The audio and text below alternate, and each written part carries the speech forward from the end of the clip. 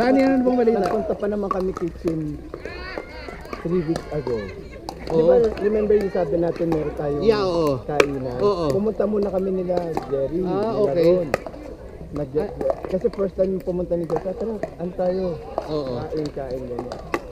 Tapos sabi niya, sige, birthday niya, July. Oo, yeah. Eh, biglang nangyari yun.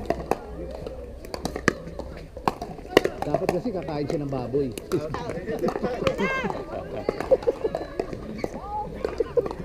Ngayon pa na nag-get.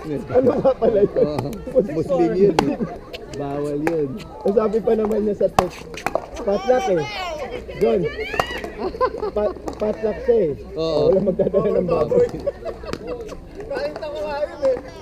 Sabi ko, hindi na lang ako pupunta. Wala ko ng baboy. Pinag, ano ni, Chin eh.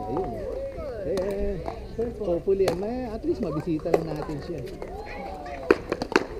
Kasi before nun, sinikwento na nila mag-asawa.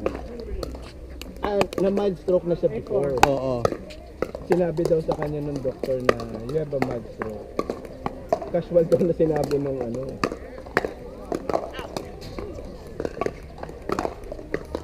Pipili yung bowl. Ha? Yung nakaganyan. Oo nga, ano.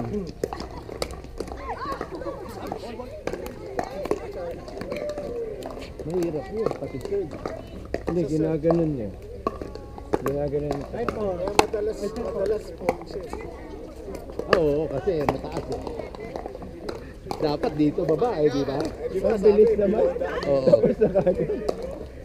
Tara, tayo naman. Oh, isa. Tayo, sige. Joe, Jet, can I borrow your paddle?